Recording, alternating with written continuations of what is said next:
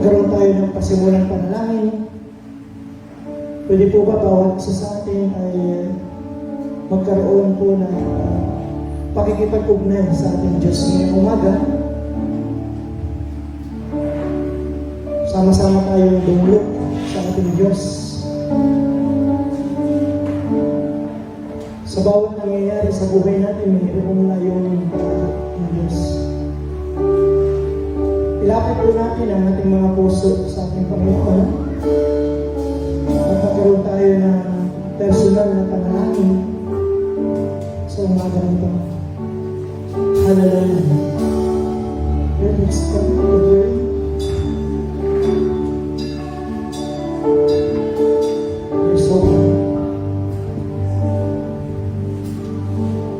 Maranasan natin ngayong umaga ang presensya ng Diyos.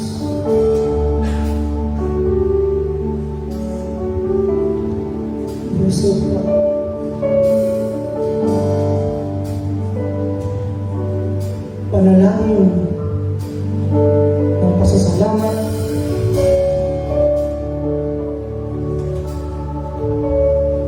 hallelujah, sa kabila ng mga nangyayari sa ating bansa, sa ating mga pamilya, sa ating simbahan,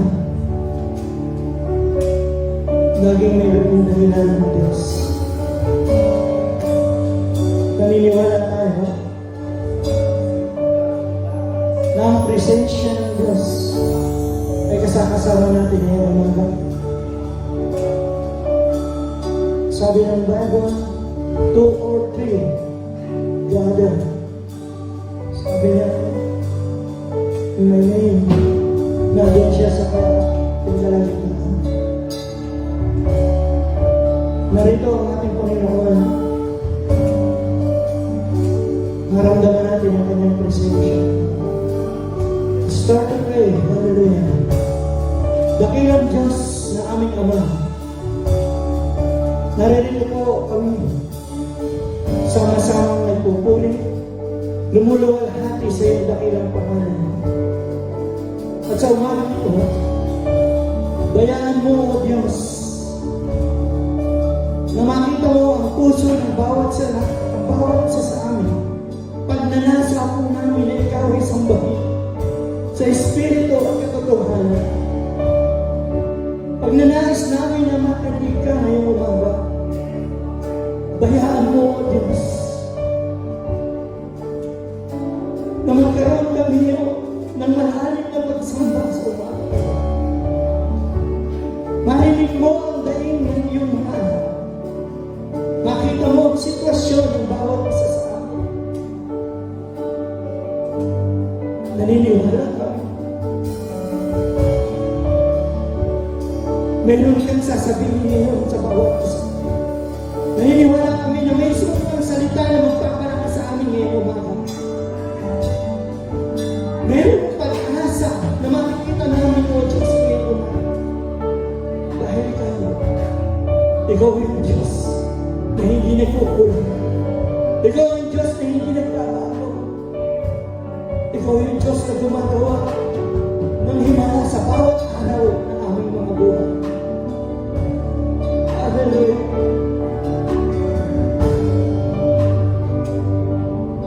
O Diyos, pagpalain mo po ang bawat manunood sa kanilang mga tahanan. Pagpalain mo, O Diyos, ang aming mga kapatiran, aming mga pamilya, maging ang mga mahal namin sa buhay. Naririto man sa Pilipinas o nasa ibang bansa. Dalangin po namin, naabutin mo sila ng iyong mapagpalang kamay. Tulungan mo ang bawat nangangailangan. Pagpalain mo, O Diyos, sa lahat ng aspeto ng bawat buhay. Spiritually, materially, emotionally, physically, i-bless mo, O Diyos. Ang bawat nangangailangan ng kagalingan. O Diyos, pagaluin mo ito sa bawat anak mo na nasa banig ng karamdaman. Kung mayroong mga panghihina o aming mga palakasin mo sa oras ito. Tulungan mo, O Diyos, ang bawat may katulad niya. Tulungan mo ang aming mga bawat anak mo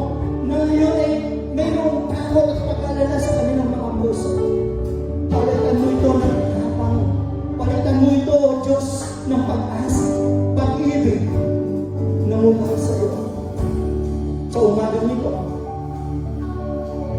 Pinasasalamatan namin ang kabuuan ng buong maglinggo na kami ay iyong iningatan. Naranasan po namin ang divine protection mo, O Diyos. Hindi lamang sa aming mga personal na buhay, kundi nang maging ang aming mga mahal sa buhay ko. Hallelujah. Salamat po. Maraming salamat. Even ang provision na patuloy namin naranasan. Hindi na po kulang ang iyong mga anak. Patuloy mong sinusustain ang bawat namin pangalagaan. Salamat, dakilang Diyos. Salamat po. At sa umaga nito, pinupuri ka namin. Pinasasalamatan ka namin. Niluluwalhati namin ang pinakalaman. Ikaw ang patuloy na mataas at mapangalan sa umaga nito. Oh, hallelujah. Hallelujah. And to God be the glory. In Jesus' name. Amen. Amen. Palakpakan po natin ang ating Diyos. Hallelujah. Yes, so much.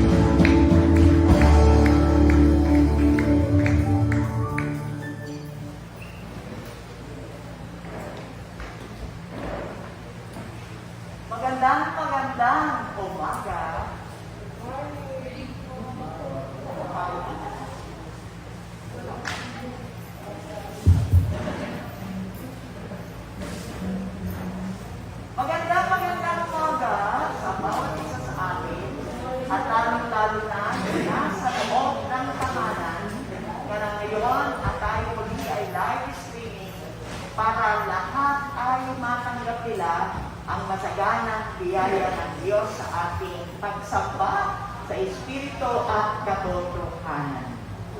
Salamat, praise team, sa inyong maayos na awitan. Purihin ng Diyos sa mga buhay ninyo. At sa umagang ito, tayo uli ay dadako sa ating pag-aral ng salita ng Diyos. Maraming salamat po sa bawat isa sa atin na nandito rin na ilan upang makasama natin personal sa pagsamba sa iyo, O Diyos. Good morning din sa bawat lugar kung saan ay nakakarinig at nakaka-join sa aming live streaming. Ganon din yung mga nasa ibang bansa na kasama namin, lalo-lalo na po ay araw natin, ngunit gabi po nila, kaya binabati namin kayo na magandang gabi. At yung mga ibang nasa ibang lugar naman ay magandang hapon. At higit sa lahat, anumang oras na naroon tayo, ay alam po natin, magandang buhay tayo lahat kay Kristo Jesus. Palakpakan natin ang Diyos na buhay. Ngayong umaga, ang ating pag-uusapan ay ang fighting fear. Paglaban o paano magtagumpay sa takot na ating pinagdadaanan simula noong 6 months ago hanggang ngayon. At kung ano pa ang mga darating, hindi natin maiwasan na tayo naman po ay may damdamin ng bibigla din tayo na magkaroon ng takot sa ating mga buhay. Pero alam po natin, ang mga anak ng Diyos, tayong mga anak ng Diyos, ay pinagkalooban niya ng ng kapangyarihan. Hello? God has given us the spirit of power. Hallelujah. The spirit of love. The spirit of sound mind. Yan po ay matutunghayan po natin at matutuklasan po ninyo.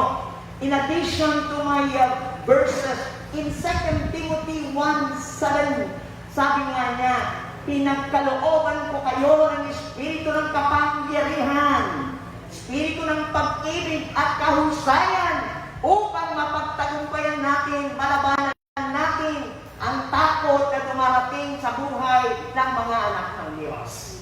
Purihin ang kanyang salita sa umagang ito. Tingnan po natin ang additional verses po natin sa Romans 8 verses 15 and 16. Ang pagbasa ng banal na salita ng Diyos sa ating Roma verses 15 and 16. Ito po ay hango sa New International Version. The Spirit you receive does not make you slaves, so that you live in fear again. Rather, the Spirit you receive brought about your adoption to sonship, and by Him we cry, Abba, Father. Puri ng Diyos. At ang verse 16, the Spirit Himself testifies with our spirit that we are God's children. Pinagpala ng Diyos ang pagkabasa ng kanyang salita sa ating mga puso. Alam po natin, lahat tayo na may Kristo sa puso at sa buhay natin, namumuhay tayo ayon sa kanyang kalooban. Alam natin na tayo po lahat ay mapapagtagumpayan natin, malalabanan natin ang gawa ng kaaway na tinatakot po tayo palagian sa mga pandemya o sa mga sakit, karamdaman o kawalan. Praise God. Ngayon, tignan po natin. Meron pong tatlong katanungan na tanungin natin sa ating sarili. Unang katanungan, ano po ba ang kinakatakot mo, kapatid? Kayo na nakikinig at kayo na kasama namin sa umagang ito, saan man ko kayo naroon, ang unang tanong natin, what are your fears today? Ano po ba ang mga takot na ating pinagdadaanan sa panahon ito. Ayaw gusto natin, meron. Hindi po ba? Pangalawang tanong naman. Ano po yung pangalawang tanong?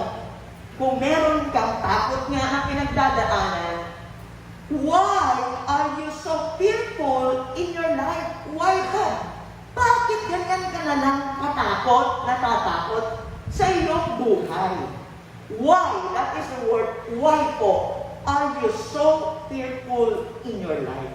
Mga kapatid, bakit po tayong sobrang takot? Pangatlong tanong, so ano ang takot? What is fear? So kailangan pag-aralan po natin, ano po ba ang takot? Upang makita po natin kung paano natin labanan ang takot na ating pinagdadaanan sa mga araw na darating pa. Fear. What is fear? Fear is a natural emotion. Ito po yung isang natural na damdamin na pwede po itong healthy, destructive, or harmful. Ulitin ko po. Ang takot po sa English is a natural emotion that can be healthy or destructive. It may be directed towards God and towards men. Okay po. Yan po sa English. So ito po yung natural na damdamin mo. Lahat po tayo, kahit nga ako'y lingkod ng Panginoon, may darating na panahon na bigla kang may takot. This is a natural emotion.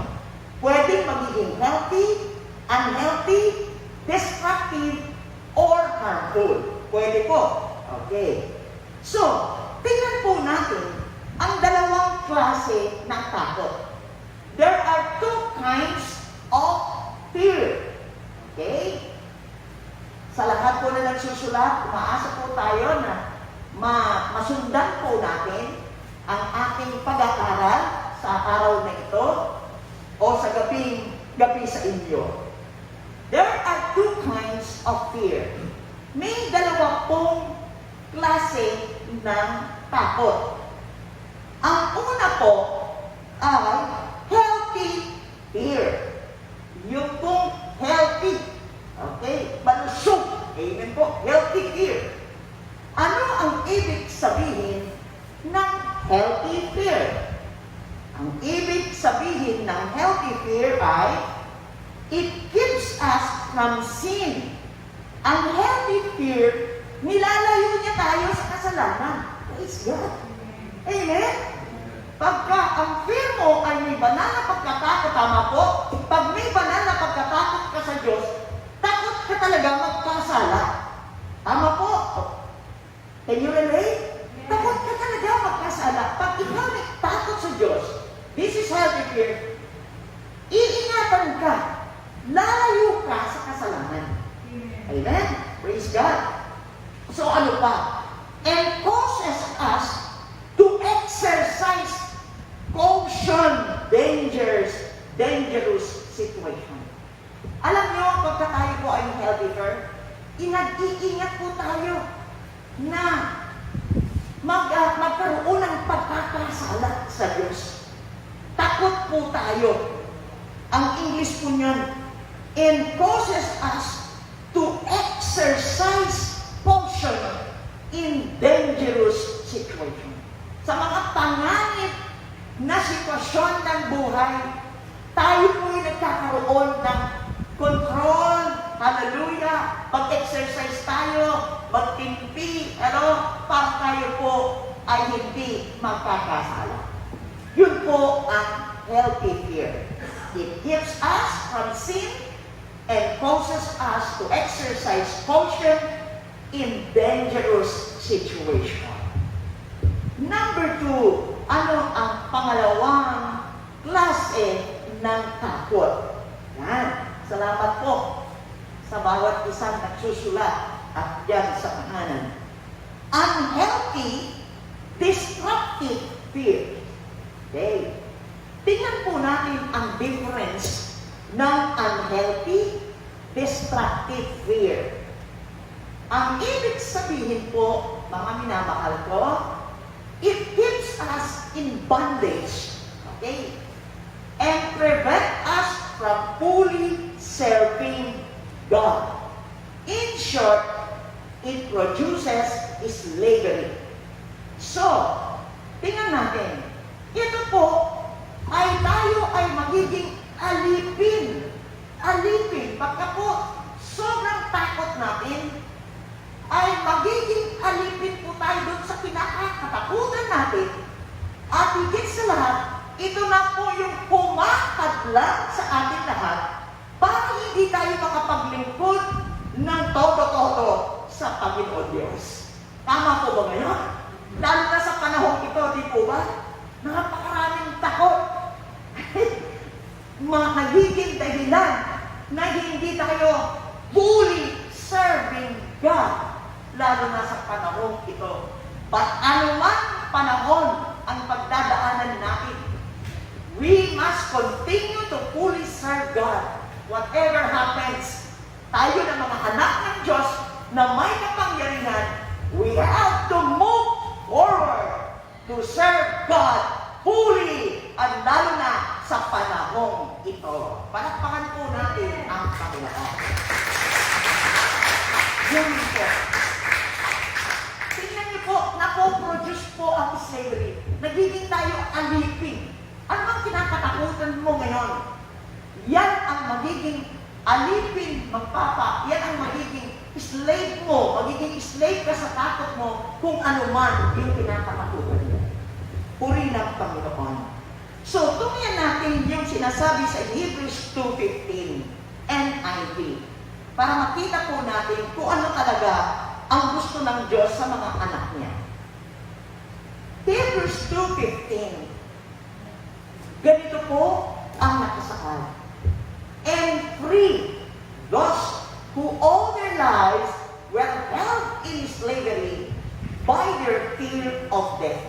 Ngayon talaga, ang ating takot na talagang nagiging alipin tayo ay yung pandemya. Tama po ba yun?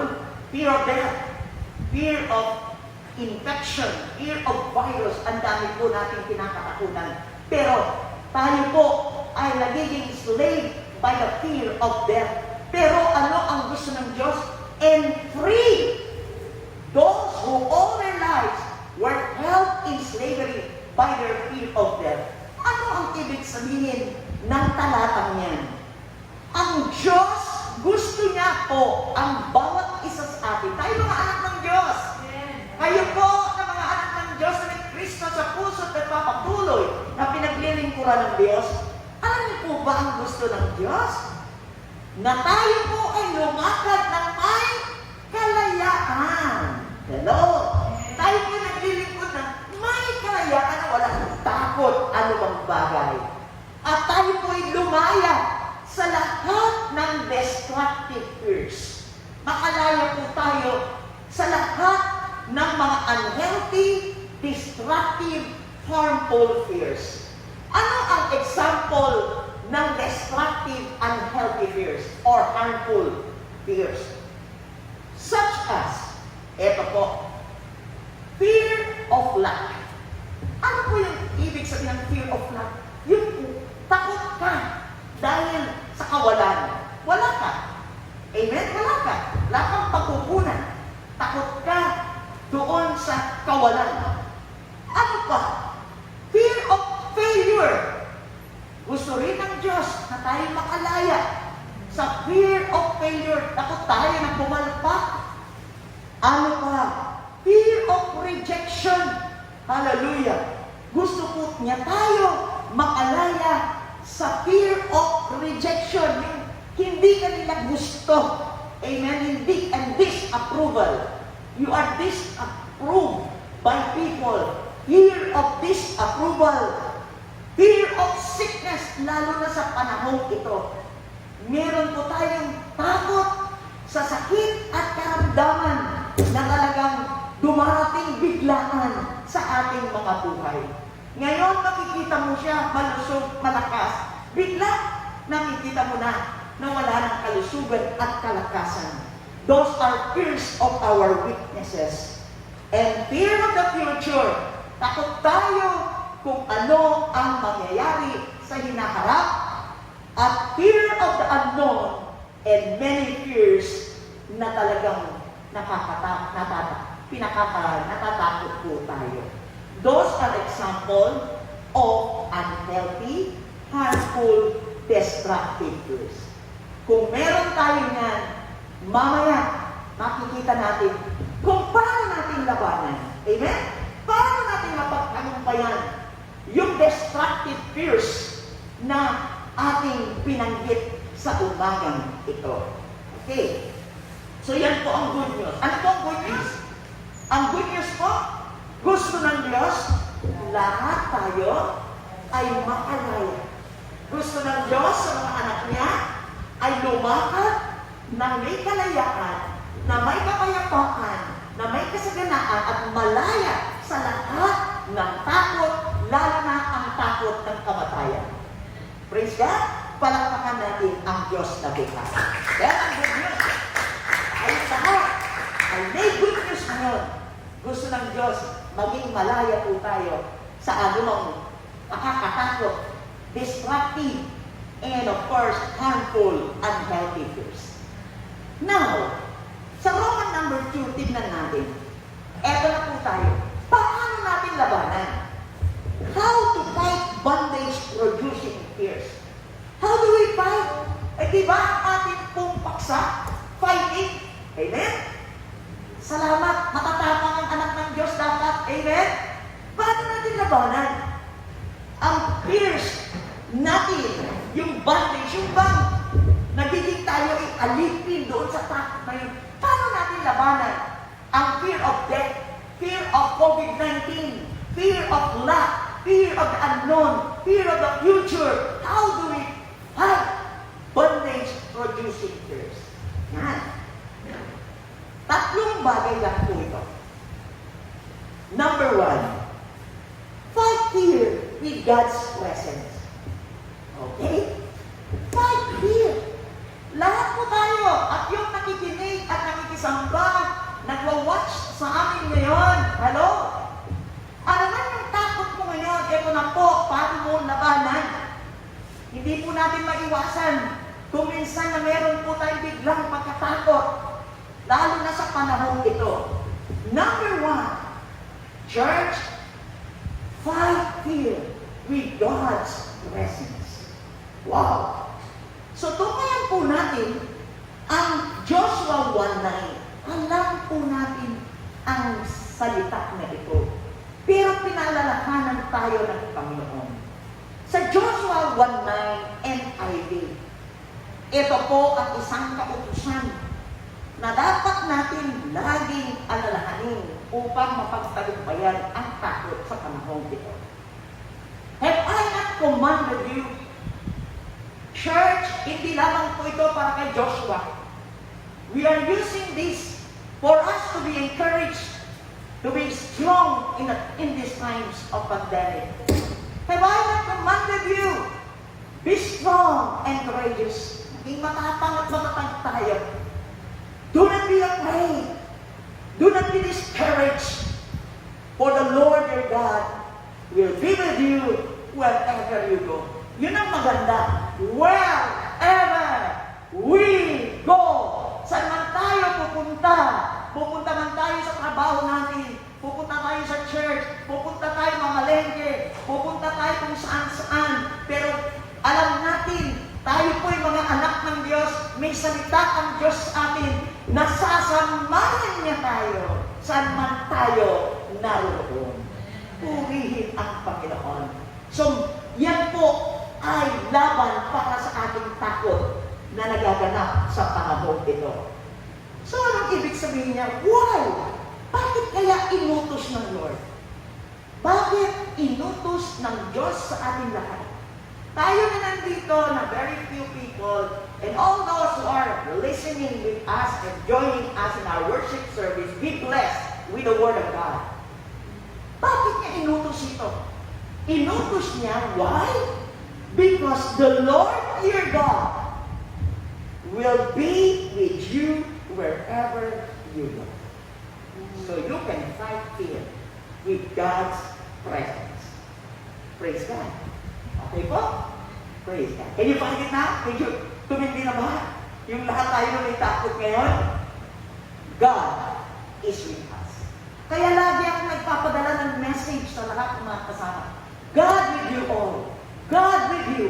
Isend ko yun, ang message na yan, upang yung mga nanihina o discouraged sa mga panahong ito at natatakot sa lahat ng mga pinagdadaanan nila. Send the message, God is with you. God is with us. That's the Lord who promised and He is going to fulfill it. Number 2, fight fear with God's presence, with God's promises. Fight fear with God's promises. Okay? Number 2, fight fear with God's promises. Ito. John 8:31 to 32. 1, 8, 31, 32. Fight fear with God's promises. Verse 31. To the Jews who had believed Him, Jesus said, Jesus na naman ang nagsasalita. Si Jesus ang nagsasalita. If you hold to my teaching, you are really my disciples. Ibig sabihin, pagka ikaw ay sumusunod, ginagawa mo ang katuruan niya, ano ang sabi niya?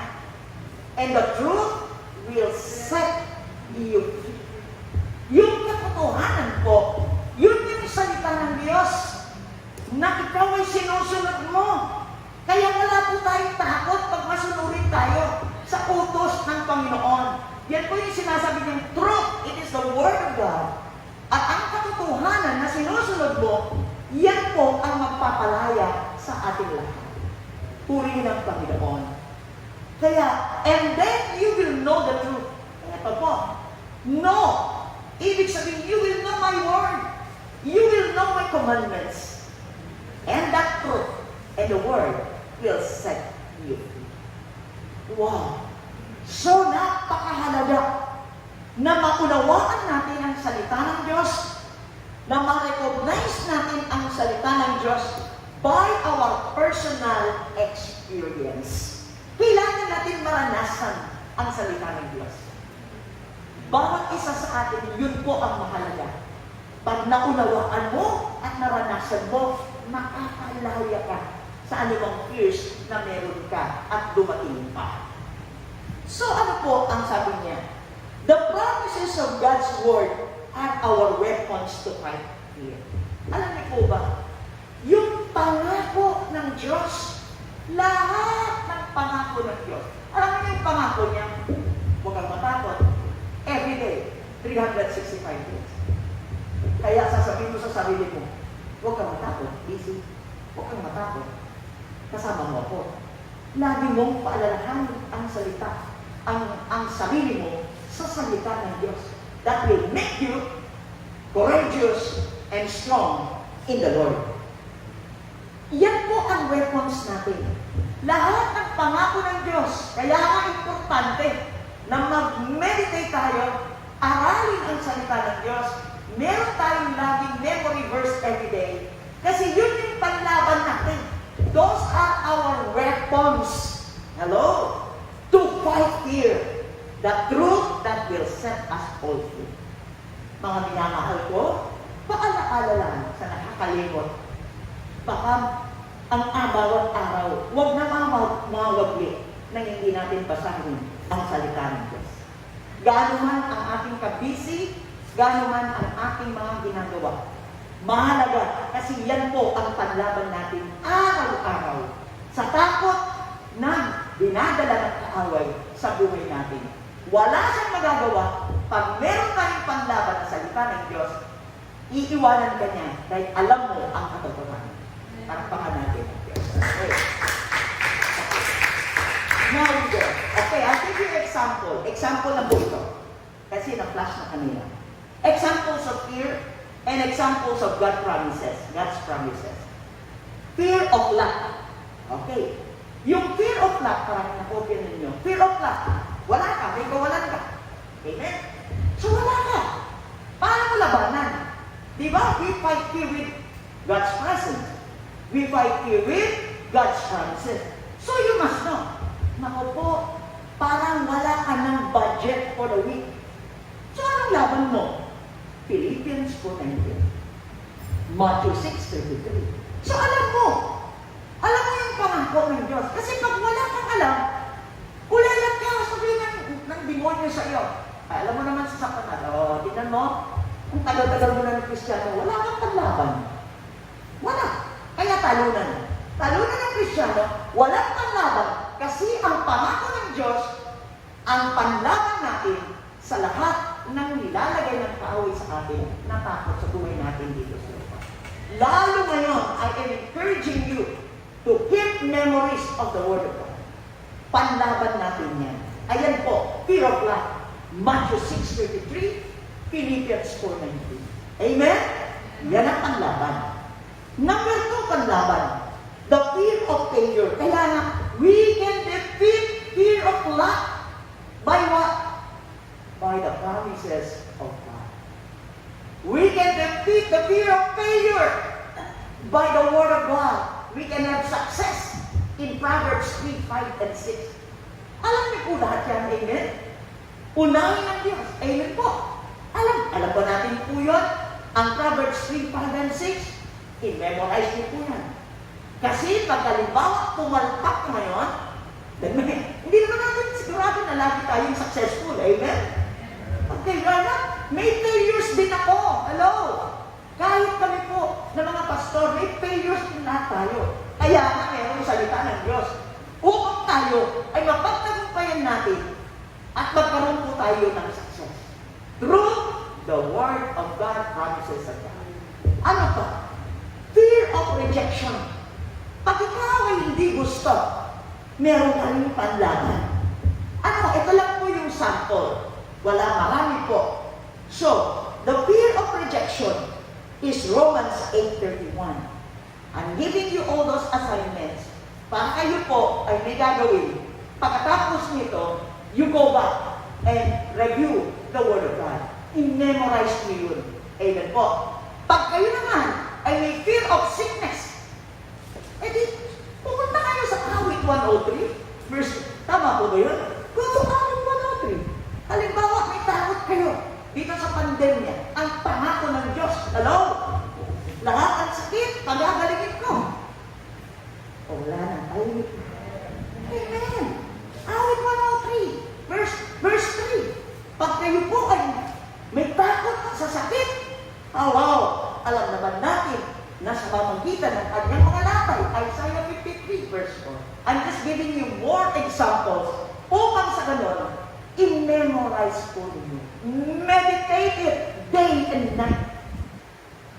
Pag-aralan mabuti ang salita mo. Lalaban po tayo. Hindi po laban ito. Alam niyo po ang pandemya, it is a spiritual warfare. Hello? Ano nangyayari ngayon sa atin? Spiritual warfare. And what do we have to do? Get the Word of God. Get the promises of God, church. Hello, those who are at home. Ang pandemya nagaganap ay spiritual warfare. Kailangan alam po ang salita ng Diyos sa panlaban. Wala tayong panlaban kung hindi ang pangako ng Diyos. Fear of death. Ito po, fear of death. Takot po tayo. 1 Corinthians 15, 54 to 57. Okay, we can flash it. Fear of death. Lahat po tayo, dahil natin nakikita naman natin. Talamak na po kung paano ang virus na kumikilos, pero mayroon tayong panlaban. Unang Korinto 15, 54 to 57. Yan po ang panlaban mo, ang pangako ng Diyos. Hello? Nako po ba natin? Fear of death. Lahat po tayo. Meron po yun. Dahil anong tapo natin. Ayaw pa natin mamatay eh. Tama po? Kaya may panlaban po. So, ang ibig sabihin, the ultimate purpose of Christ's incarnation, the ultimate purpose of Christ's incarnation was the destruction of the devil and deliverance from the fear makinig kayo mabuti. Alam niyo po, salamat sa Panginoong Yesus na buhay siya. Buhay ang sinasamba natin. Buhay ang pinaglilingkuhan ng bawat isa sa atin. Kaya alam po natin, hello, lahat ng ito, sisirain ng Panginoon dahil siya ay buhay. What's the destruction of the devil? Yung kanyang pagkabuhay na muli. He is going to destroy the devil, the deliverance from the fear of death. Makakalaya po tayo sa takot natin sa kamatayan. Ang anak ng Diyos, hindi natatakot kahit kamatayan. Dahil kasama natin siya. Kahit sa buhay man o kamatayan, kasama natin ang Diyos. Amen. Palakpakan natin. So, ang kapangyarihan ni Satanas, sila na! Ipaglandaan natin yan. Ipagmamalitan natin na ang kapangyarihan ni Satanas sa atin, sira na, destroyed and carved in the lives of those, okay, sino? Who committed their lives to Christ. Kaya po, ang mahalaga, those who committed their lives to Christ.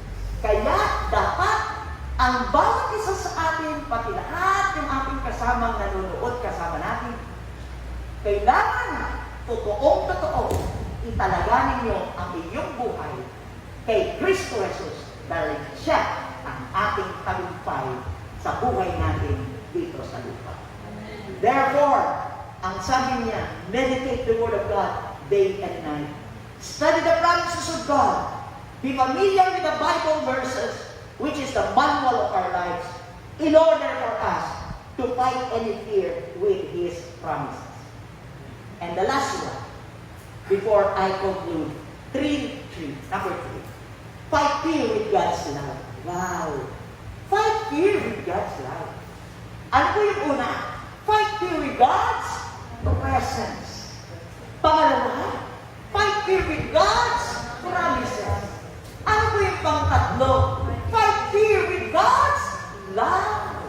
Madali po ang ating mensahe. Okay, basahin natin ang 1 John 4:18. 1 John 4:18. There is no fear in love. Wow! Oh, there is no fear in love. But perfect love drives out fear. Perfect love drives out fear. Bakit kaya? Because fear has to do with punishment. The one who fears is not made perfect in love. Ulitin ko po. Okay, ulitin ko po. 1 John 4:18. There is no fear, what? In love. Walang takot sa pag-ibig. But perfect love drives out fear. Perfect, ha? Ganap na pag-ibig. This is our 1 John 4:18 ang binabasa ko. Bakit? Because fear has to do with punishment. Takot. Amen? The one who fears is not perfect in life. So, yung natatakot is not made perfect in life.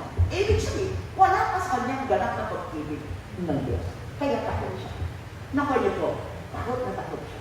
Pero kung alam mo, ang pag-ibig niya, naranasan mo, maganda ang relasyon ninyo ng Diyos, wala kang dapat ikatakot. Purihin ang Panginoon. So, anong ibig sabihin nito? Hallelujah. Possessing God's love results in fearless confidence toward God and love for the brethren. Ulitin ko po. Yan po nasa monitor natin. Possessing God's love. Kailangan meron tayong pag-ibig ng Diyos. Ang resulta niya, fearless confidence. Wala kang takot. May kumpiyansa ka sa Diyos. At ang pagmamahal mo sa kapatiran. Ano? Ang galing. Nakuha po ba natin? Hey, God's love results.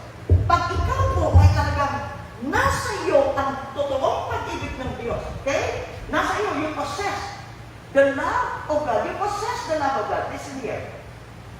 Alam mo ang resulta niya? Kapatid, lahat tayo. Kailangan possess tayo with the love of God. Hindi tayo possess ng demonyo. Amen. Possess ka ng pag-ibig ng Diyos. Ang resulta niyan, meron tayong fearless confidence. Saan? Kanino? Sa Diyos. At ano pa? Sa pag-ibig natin sa ating mga kapatid. Tuloy na ako. Praise God. Point number 2. Fight fear with God's love. Point number 2. But perfect love drives out fear and sweeps away hate. Yan. Ang ganap ng pag-ibig, eto po ha, ganap na pag-ibig ha, ganap. Pag-ibig ng Diyos yan ha, hindi pag-ibig ng sanlibutan. Pag ikaw ay may pag-ibig ng Diyos, hello? Yan po ay you drive out fear. Mawawala po. Matatanggal. At higit sa lahat, hindi lamang po yung takot. Pati yung galit at inis mo, mawawala. Ano? Pag nasa iyo you possess God's love. You possess perfect love. Pati yung hindi mo gusto, hindi mo mamahal, ay mamamahal. Naintindihan po natin. Yung inis, yung galit sa puso mo, pagka you possess the perfect love of God, alam niyo po mangyari? Yung galit mo, mawawala sa kapwa. I-check po ninyo yung puso ninyo. Baka meron pa dyan, hindi nawawala at natatanggal na inis o galit mo sa kapwa mo. Ikaw ay not yet in the perfect love of God. Hello? Are you with me? Hello? Kaya ang sabi niya, sweep po yun, sweep.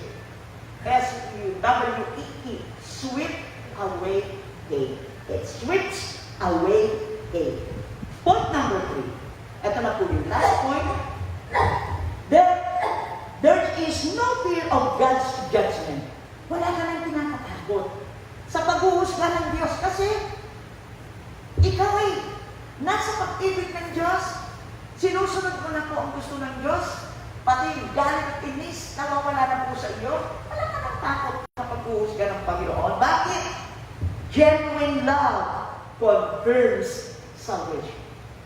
Genuine love. Puro ba ang pag-ibig natin sa Diyos? Hello, kay Kristo.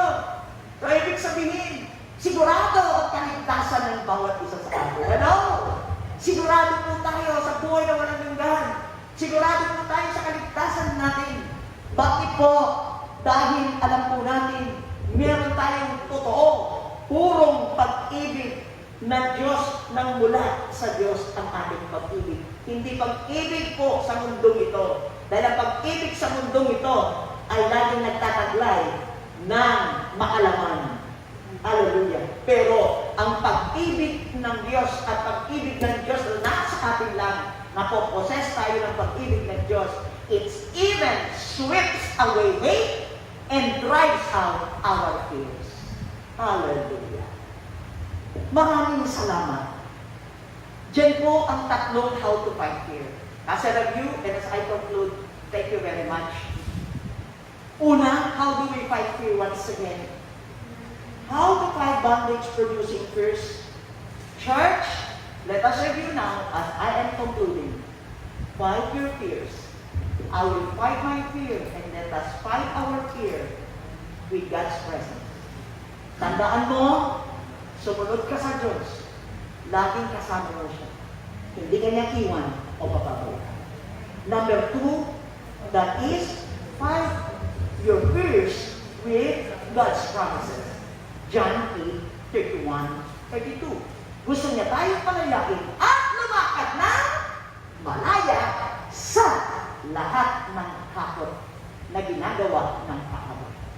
And number 3, kaya natin labanan ang lahat ng ginagawa ng kaaway, ang takot sa pamagitan ng pag-ibig ng Diyos. Sa aking conclusion po, eto na po, conclusion.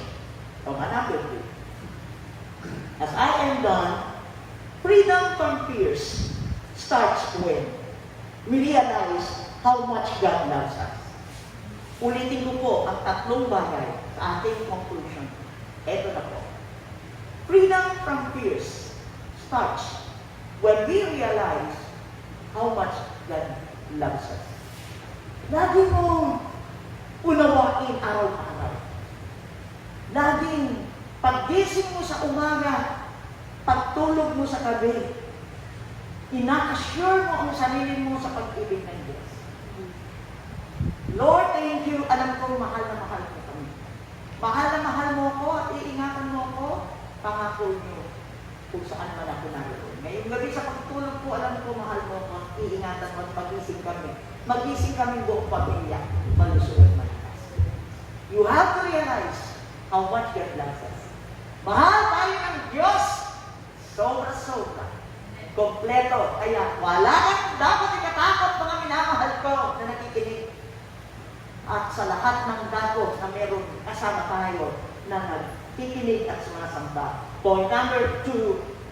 Hallelujah. If we walk in fear, it's because I have not been made perfect in love. Hindi ko po, ha? Kaya ikaw, ba't natakot? Di ba sabi nga natin, why are you so fearful in your life? Because I have not been made perfect in love. Wala pa akong genuine love for God, kaya ako lumalakad lagi na may takot sa lahat ng ating mga ginagawa. And the last one, as I say thank you for everyone who joined us. Hallelujah. In other words, we have not yet realized. In other words, we have not yet realized how much God loves us. Hindi pa natin na-realize. If you are still living in fears, hallelujah, we have not yet realized how much God loves us. Tandaan po natin, church, every one of us, my brothers and sisters in Christ, and all of us who are here, and all of those who are listening, His perfect love drives out all fears and sweeps away hate within us. Maraming salamat. Umaasa po ako, mga anak ng Diyos, hindi tayo binigyan ng espiritu ng takot. Binigyan tayo ng espiritu ng kapangyarihan, espiritu ng pag-ibig, at espiritu ng karusayan.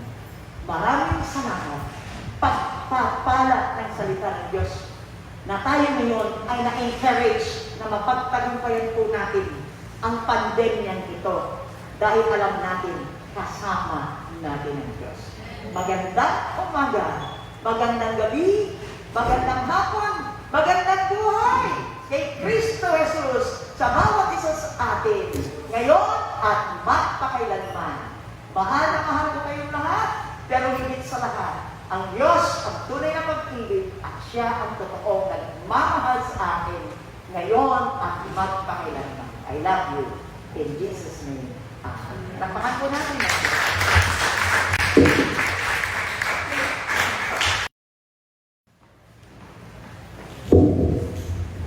Ngayon po naman, dadako po tayo sa pagbibigay.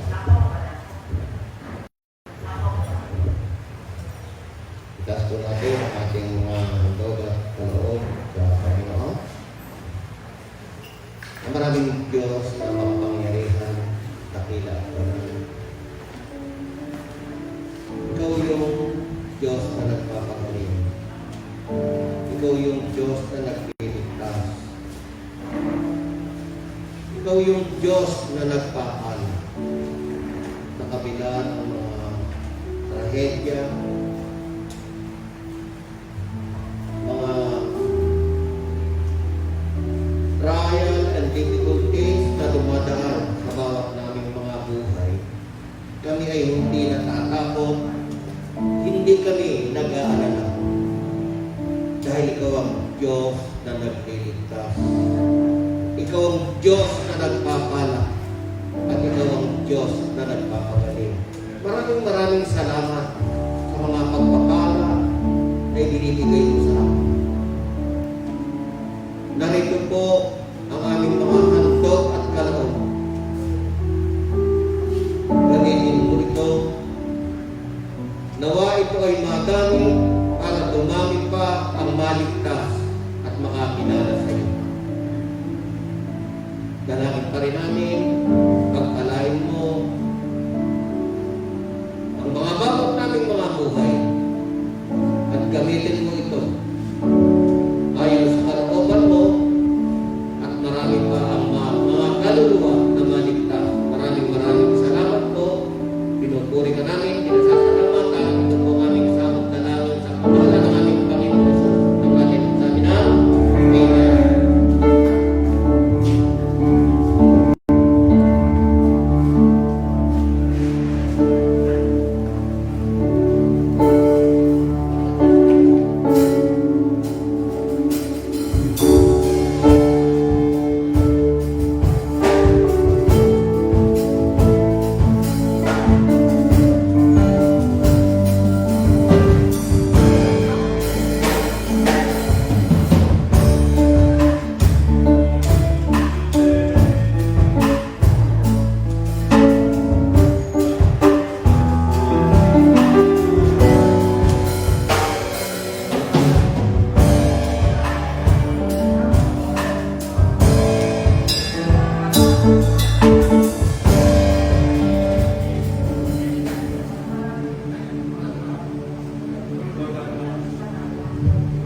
Kayo po lahat ay tumayo.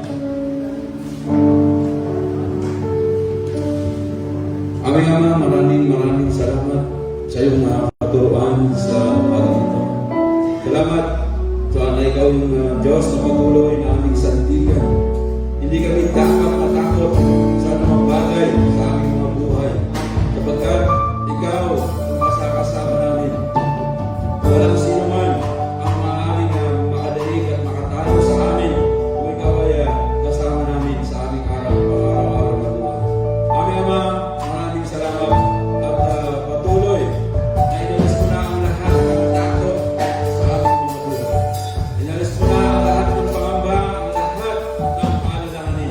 Wala kayong dapat na ikatakot o ikapangamba at ikaw ay nasa sa amin. Ama, sa umaga nito ay sama-sama po namin tatanggapin ang masaganang bendisyon. Itaas natin ang ating mga kamay, ang pag-ibig ng ating Diyos Ama, ang biyaya at kasaganaan ng ating Panginoong Jesus, ang pagtuturo, gabay at patnubay ng banal na Espiritu Santo ay mamalagi at mapasabawat isa sa atin ngayon at magpakailanman at ang lahat ng ating Diyos ay magsasabi. Amen. Amen. God bless po. Palakpakan natin ang ating Diyos na buhay.